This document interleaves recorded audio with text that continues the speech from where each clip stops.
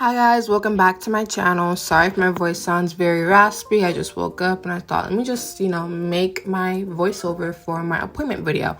So a lot of you guys have been asking me how to make an appointment at the DMV, or how we say in Michigan, the SOS, the Secretary of State. So here is the final video you guys can watch. So I'm not going to click on make an appointment because that will be too easy. I'm going to click on the actual Michigan Secretary of State so that you guys can actually find where to make the appointment, because before they did not have that option.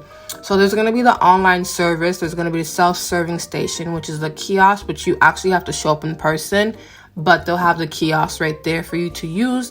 And then they have the office visit for people who actually have to go in person. Make sure you do make an appointment.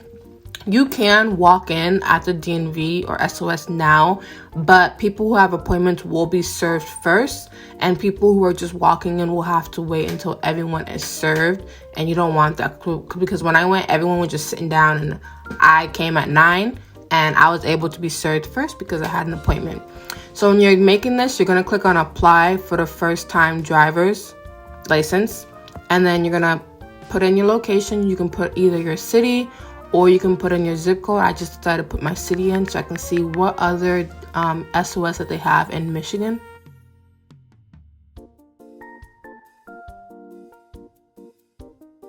And then here they have the Lansing East Michigan Avenue. So that's the closest one to me. So I'm going to click that one. And then from here, it takes you to the choose appointment section. Now, the first two parts right here, this is you can easily read that on your own when you decide to make the appointment. Like if you're deaf, blind, or hard of hearing, they have people who are able there to assist you. At the self-service location here, they have options that you can choose from, different many ones, but the one that you want to mainly choose is the first time Michigan's driver's license ID, permit. At first, they did not have that. It just said all that without the permit. So I had to contact the DMV manager, it doesn't say which one I have to choose. Can you please tell me? And they end up eventually fixing it. So that's the one you're going to click on to make your appointment.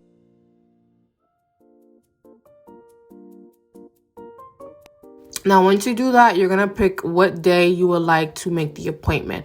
Now, for me, I try to go back to September. Like I said, I told you on many videos that people are making appointments very, very quickly at the SOS. So you want to be on there early to make your appointment. So they only have anything available for October the 5th. So for October, but I just decided to do the 5th and pick the time for 2:50 p.m.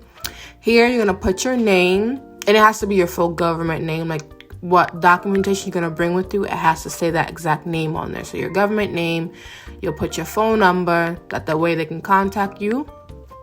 And make sure it's your phone number. If you have a parent, then you can put their number too.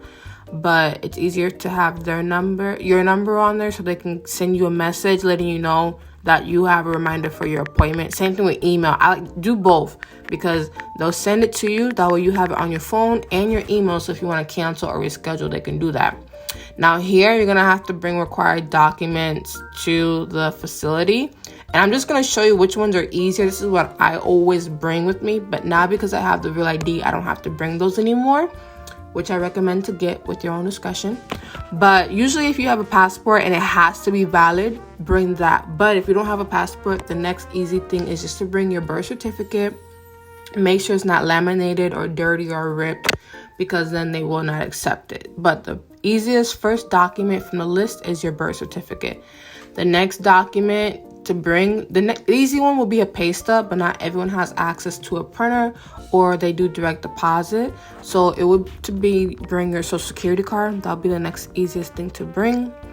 The next one would be if you're married, bring that. But if not, if you have an employee ID that's issued by, like some type of government ID, not everyone has that, then just bring your high school ID or your high school transcript or diploma.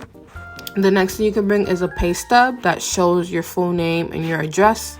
And then the next thing is a utility bill that also has your full name on there, but it has to be within less of 9 months that you had it.